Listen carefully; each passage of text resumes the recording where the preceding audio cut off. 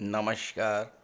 बहुत स्वागत है आप सभी दर्शकों का कन्या राशि के लिए सूर्य राशि परिवर्तन के इस वीडियो में। उच्च के वर्गोत्तम सूर्य, जी हाँ, ग्रहों के राजाधिराज भगवान भुवन भास्कर सूर्यदेव 14 अप्रैल प्रातः 3:25 पर अपनी उच्च की राशि मेष राशि में गोचर कर चुके हैं और 14 मई मध्य रात्रि तक मेष राशि में ही गोचर करेंगे। उसके बाद वृषभ राशि में चले जाएंगे। वर्ष में एक बार ही ये अवसर आता है जब गोचर में सूर्यदेव अपनी उच्च की राशि में होते हैं।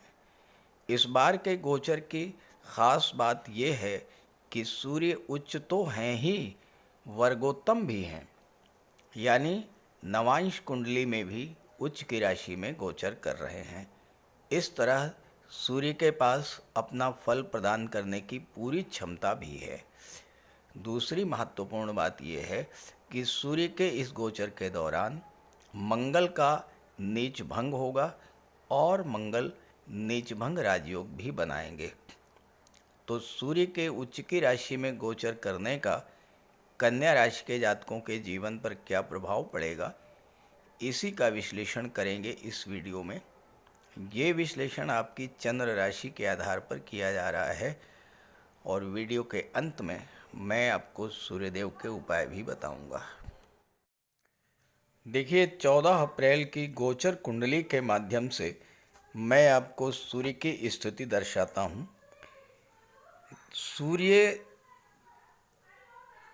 के सामने 1 लिखा हुआ है, सप्तम भाव में सूर्य हैं और 1 का मतलब मेष राशि, तो सूर्य मेष राशि में है। अब यहाँ देखिए 2 निशान बने हुए हैं, ये तीर का निशान अपवर्ड, यानी सूर्य उच्च के हैं, और सूर्य के ऊपर दूसरा निशान ये बना हुआ है स्क्वायर का, ये निशान है वर्गोत्तम का, यानी सूर्य वर्गोत्तम स्थिति में है। लग्न कुंडली में भी उच्च के हैं और नवमांश कुंडली में भी उच्च के हैं। मैं आपको नवमांश कुंडली भी दिखा देता हूं। देखिए, नवमांश कुंडली में सूर्य तीसरे भाव में है और यहाँ पर 1 लिखा हुआ है, तो यहाँ भी सूर्य जो हैं वो उच्च के हैं। तो इस तरह से इस गोचर काल में 14 अप्रैल से 14 मई के बीच सूर्य वर्गोत्तम हैं और उच्च की राशि में हैं। लग्न कुंडली में भी उच्च के हैं, मेष राशि में हैं, और नवमांश कुंडली में भी उच्च के हैं, मेष राशि में हैं। तो सूर्य वर्गोत्तम भी हैं और उच्च के भी हैं। तो ये है कन्या राशि के जातकों की कुंडली। सूर्यदेव का गोचर आपकी कुंडली के अष्टम भाव में है, देवगुरु नवम भाव में, मंगल एकादश भाव में, केतु लग्न के भाव में, शनि और राहु सप्तम में गोचर कर रहे हैं। सूर्यदेव विदेश भाव के स्वामी होकर 8वें भाव में गोचर कर रहे हैं अपनी उच्च की राशि में और वर्गोत्तम हैं। पहली महत्वपूर्ण बात ये बता दूं कि सूर्य पर 8वें भाव का कोई प्रभाव नहीं पड़ता। दूसरी बात, सूर्य इस समय बहुत बड़े कष्ट से, बहुत बड़ी पीड़ा से निकल करके बाहर आए हैं, क्योंकि अभी तक सूर्य का गोचर 14 मार्च से 14 अप्रैल के बीच शनि राहु के साथ था। 2 प्रबल शत्रुओं से घिरे हुए थे सूर्यदेव, पीड़ित थे, ग्रहण दोष बना हुआ था, सूर्य के बल में कमी आ गई थी और इस वजह से सूर्य कोई फल आपको नहीं दे पाए। अब सूर्य 8वें भाव में आ गए हैं अपनी उच्च की राशि में। सूर्य आत्मा के कारक होते हैं। आपको इस समय ऐसा महसूस होगा जैसे आपके सिर से एक बहुत बड़ा बोझ उतर गया हो। आपके आत्मविश्वास में वृद्धि होगी, मन की चिंताएं दूर होंगी। सूर्य राजा हैं, मेष राशि में उच्च के होते हैं। आपके आत्मबल और आत्मविश्वास में वृद्धि करेंगे, आपकी नेतृत्व क्षमता बढ़ाएंगे सूर्यदेव। मान सम्मान में वृद्धि होगी। सूर्य, जो लोग गवर्नमेंट से जुड़े हुए हैं, शासन प्रशासन से जुड़े हैं, सरकारी नौकरी में हैं, राजनीति में हैं, उनको उच्च पद का लाभ मिलेगा। सूर्य आरोग्य के कारक हैं, आपको स्वास्थ्य लाभ कराएंगे। कोई बड़ी जिम्मेदारी आपको सौंपी जा सकती है, कोई बड़ा कार्य आपको इस समय दिया जा सकता है। और यहाँ पर सूर्य आपके शत्रुओं को भी पराजित करेंगे। सूर्य विदेश के स्वामी होकर के धन के भाव पर दृष्टि डाल रहे हैं, आपके आर्थिक पक्ष को मजबूत करेंगे। धन तो आएगा ही, धन की बचत भी होगी। आप अपने जीवन साथी के माध्यम से भी धन अर्जित करेंगे। यहाँ पर सूर्य आकस्मिक धन लाभ कराएंगे।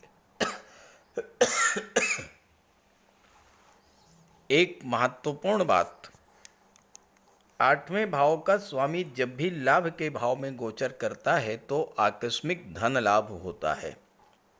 और आगे मैं आपको बताऊंगा कि इस गोचर के दौरान मंगल का नीच भंग होगा, मंगल नीच भंग राजयोग बनाएंगे। और ऐसी स्थिति में लाभ के भाव में गोचर कर रहे हैं 8वें भाव के स्वामी होकर के, अचानक से धन लाभ का बड़ा योग बन रहा है। ससुराल पक्ष से धन मिल सकता है, मार्केटिंग या इंश्योरेंस के पक्ष से आपको अचानक से धन मिल सकता है, पैतृक संपत्ति का लाभ मिल सकता है, प्रॉपर्टी को लेकर कोई कोर्ट केस का मैटर था उसमें आपको सफलता मिल सकती है। वसीयत या विरासत के माध्यम से धन लाभ होगा, चूँकि 12वें भाव के स्वामी हैं सूर्य, जो कि कोर्ट कचहरी का होता है। तो कोर्ट कचहरी के मामलों में एक परिवर्तन देखने को मिलेगा, चूँकि 8वां भाव परिवर्तन का होता है और 12वां भाव भी परिवर्तन का होता है। तो अचानक से कुछ ऐसा होगा जो आपके जीवन में बहुत बड़ा परिवर्तन लेकर के आएगा। समाज में आपका मान सम्मान बढ़ेगा, आपको सभी भौतिक सुख प्राप्त होंगे। लेकिन जो लोग ओल्ड एज के हैं, सीनियर सिटीजन हैं, ख़ास करके heart problem, angina pain, high blood pressure, migraine, सिरदर्द या नेत्र संबंधी समस्याओं से पीड़ित हैं, उनको विशेष सावधानी बरतनी होगी। सूर्य की दृष्टि दूसरे भाव पर पड़ रही है। दूसरा भाव वाणी का होता है और 12वें भाव के स्वामी हैं, जो कि हानि का होता है, लॉसेस का होता है। तो वाणी के द्वारा आपकी हानि हो सकती है, क्योंकि आप में धैर्य की कमी होगी, क्रोध की अधिकता होगी, वाणी कटु होगी। जब आप पर वर्कलोड बढ़ेगा, क्रोध भी बढ़ेगा, और ऐसे में आपको वाणी पर, क्रोध पर विशेष नियंत्रण रखकर चलना होगा। जो लोग रिसर्च के क्षेत्र से जुड़े हैं, DRDO से जुड़े हैं, रक्षा अनुसंधान के क्षेत्र से जुड़े हैं, उनको नई नई उपलब्धियां हासिल होंगी। आपकी रुचि ज्योतिष तंत्र मंत्र में बढ़ सकती है। धन भाव पर सूर्य की दृष्टि है तो धन का संचय होगा। 8वां भाव गुप्त विद्याओं, गुप्त रहस्यों का होता है, रिसर्च का होता है, गहराई से सोचने समझने का होता है, नई चीज़ों की खोज करने का होता है। और आप इस गोचर काल में ये तय कर पाएंगे क्या अच्छा है क्या बुरा है। अपने जीवन के लक्ष्यों के प्रति आप गंभीरता से, गहराई से विचार करेंगे। किस दिशा में कार्य करना है, किस दिशा में आगे बढ़ना है, ये ज्ञान आपको प्राप्त होगा। क्योंकि सूर्य आपके जीवन में प्रकाश लाएंगे, आपके जीवन के अंधेरे को दूर करेंगे और आपको उजाले की ओर ले जाएंगे, आपकी सोच में बदलाव लाएंगे। सूर्य विदेश के कारक हैं, विदेश भाव के स्वामी हैं, तो विदेश यात्राओं का, हवाई यात्राओं का सुख आपको इस गोचर काल में प्राप्त होगा। इस गोचर काल में दो बड़ी महत्वपूर्ण घटनाएं और घटित होंगी। एक, देवगुरु सूर्य से दूसरे स्थान पर हैं। दूसरा स्थान हमारे धन का होता है, बल का होता है, सपोर्ट का होता है, सस्टेनेंस का होता है। तो सूर्य को गुरु का बल प्राप्त होगा। गुरु भाग्य के कारक हैं, भाग्य के भाव में बैठे हैं, तो भाग्य को पूरा पूरा बल प्राप्त होगा। जब भाग्य को बल प्राप्त होगा तो आपके चौथे भाव की चीज़ों का सुख प्राप्त होगा। भूमि, भवन और प्रॉपर्टी का लाभ मिल सकता है। घर में खुशियाँ लौटेंगी, घर में धार्मिक या मांगलिक आयोजन हो सकते हैं। विदेश यात्राओं पर आप जा सकते हैं, धार्मिक यात्राओं पर जा सकते हैं। और सबसे बड़ी बात यह है कि गुरु 7वें भाव के भी स्वामी हैं। 7वें भाव का स्वामी जब भी भाग्य भाव में गोचर करता है तो 7वें भाव की चीज़ों से भाग्योन्नति होगी। गुरु विवाह के कारक हैं, सप्तम के स्वामी हैं और भाग्य भाव में बैठे हैं। शनि और राहु के कारण आपके विवाह में जो देरी हो रही थी उस देरी को समाप्त करेंगे देवगुरु। आपका विवाह संपन्न होगा और विवाह के बाद आपकी भाग्योन्नति होगी। जीवन साथी के माध्यम से भी आपकी भाग्योन्नति होगी, लेकिन ध्यान रहे 7वें भाव में शनि राहु बैठे हुए हैं। जीवन साथी के साथ संबंधों को बहुत मधुर बना करके रखना है। जीवन साथी के स्वास्थ्य का विशेष ध्यान रखना है और जीवन साथी के साथ किसी तरह की गलतफहमी होने पर उसे बैठ करके शांतिपूर्वक सुलझा लेना है। जीवन साथी को कष्ट बिल्कुल नहीं देना है, क्योंकि जीवन साथी के भाग्य से ही आपका भाग्य जुड़ा हुआ है। बहुत ध्यान रखना है आपको। 14 मई तक गुरु भाग्य भाव में रहेंगे, भूल करके भी जीवन साथी को कष्ट मत दीजिएगा। दूसरी जो महत्वपूर्ण घटना है वो है मंगल का नीच भंग होना। मंगल अपनी नीच की राशि कर्क राशि में गोचर कर रहे हैं। ज्योतिष शास्त्र का एक सूत्र है कि अगर कोई ग्रह नीच की राशि में है और दूसरा ग्रह जो उच्च की राशि में है उससे केंद्र का संबंध बन जाए, 1, 4, 7, 10 का संबंध बन जाए, तो उस ग्रह का नीच भंग हो जाता है। मंगल नीच की राशि में, सूर्य उच्च की राशि में। सूर्य से काउंट कीजिए 1, 2, 3, 4। सूर्य से मंगल का 1, 4 का संबंध बन गया। मंगल सूर्य से केंद्र स्थान पर हो गए तो मंगल का नीच भंग हो गया। जब मंगल का नीच भंग हुआ तो मंगल नीच भंग राजयोग बनाएंगे, उच्च के समान फल प्रदान करेंगे। तो यहाँ पर पहला कार्य यही करेंगे मंगल कि आपको आकस्मिक धन लाभ करा देंगे। अचानक से पैसा कहीं ना कहीं से आपको मिलेगा, चाहे वो गवर्नमेंट से पैसा मिले, चाहे वो आपने किसी को लोन दिया है वो पैसा मिले, चाहे कोई आपका रुका हुआ फंसा हुआ पैसा मिले, लेकिन अचानक से धन लाभ इस 1 महीने में आपको होने का पूरा पूरा योग है। मंगल पराक्रम भाव के स्वामी हैं और धन के भाव पर दृष्टि डाल रहे हैं। नीच भंग राजयोग बना रहे हैं। आप अपने पराक्रम पुरुषार्थ के माध्यम से अपने धन का भंडार इस समय भरेंगे। पंचम भाव पर मंगल की दृष्टि है, छठे भाव पर मंगल की दृष्टि है। मंगल हंता होते हैं, शत्रुओं को पराजित करेंगे। मंगल के प्रभाव से जीवन में चल रहे संघर्षों से आपको राहत मिलेगी और छात्रों को अचानक से सफलता मिलने का भी योग बनेगा, क्योंकि पंचम भाव और छठे भाव दोनों के स्वामी शनि हैं जो कि राहु के साथ हैं और राहु आकस्मिक घटनाओं को घटित करा देते हैं, तो छात्रों को अचानक से सफलता का भी योग बन रहा है। कोई भी ग्रह अपने नक्षत्रों के माध्यम से फल प्रदान करता है।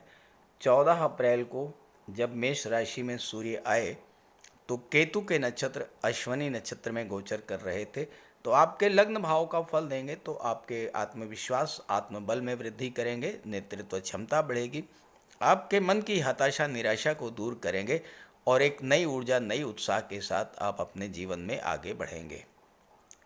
27 अप्रैल को शुक्र के नक्षत्र भरणी नक्षत्र में गोचर करेंगे और शुक्र धन भाव के स्वामी हैं और भाग्य भाव के स्वामी हैं, तो भाग्य का साथ मिलेगा और भाग्य का साथ मिलने से आपको धन की प्राप्ति होगी। बहुत सा पैसा ऐसा है जो आपको आपकी किस्मत के सहारे अचानक से प्राप्त होगा इस गोचर काल में। शुक्र सुख सुविधाओं के कारक होते हैं, सुख सुविधाओं में भी आपके वृद्धि करेंगे। और इसके बाद 11 मई को सूर्यदेव कृतिका नक्षत्र में गोचर करेंगे। कृतिका नक्षत्र सूर्य का ही नक्षत्र है और सूर्य 12वें भाव के स्वामी हैं। विदेश जाने का प्रबल योग बनेगा, विदेशी यात्राएं आप करेंगे, विदेश से धन की प्राप्ति होगी, उच्च शिक्षा के लिए विदेश जा सकते हैं, विदेशों से व्यापारिक संबंध बढ़ेंगे, नई नई बिजनेस डील होंगी, नए नए कॉन्ट्रैक्ट्स मिलेंगे और ज़बरदस्त धन लाभ आपको होगा। तो इस गोचर का लाभ उठाइए। ये वीडियो ये जानकारी अपने साथियों मित्रों को भी शेयर कीजिए और चूंकि सूर्य आपके लिए प्रबल योग कारक हैं तो सूर्य का उपाय भी कीजिएगा। सूर्यदेव को प्रसन्न करने का सबसे बड़ा उपाय है प्रातःकाल सूर्योदय से 1 घंटे के भीतर स्नान ध्यान से निवृत्त होकर के एक तांबे के जल में तांबे के लोटे में जल, गंगा जल, अक्षत, रोली, लाल चंदन और लाल पुष्प ये मिला करके सूर्यदेव को जल अर्पित कीजिए। 3 बार में जल अर्पित कीजिए और ओम सूर्याय नमः का जाप करते रहिए। इसके बाद एक लाल आसन पर बैठ जाइए और गायत्री मंत्र का जाप कीजिए। सूर्य पिता के कारक होते हैं। अपने पिता का सम्मान कीजिए, पिता का आशीर्वाद प्राप्त कीजिए, भूल करके भी अपने पिता का अपमान मत कीजिए। अगर आप कर सकें तो रविवार को व्रत रखें, सूर्यदेव को जल अर्पित करें और लाल रंग के वस्त्र, गुड़ या चने की दाल का दान करें। पीले रंग के वस्त्र धारण करें और पीले रंग के ही खाद्य पदार्थों का सेवन करें। भगवान विष्णु की पूजा करें। जब भी घर से बाहर जाएं, थोड़ा सा मीठा खाकर उसके ऊपर पानी पीकर घर से बाहर निकलें।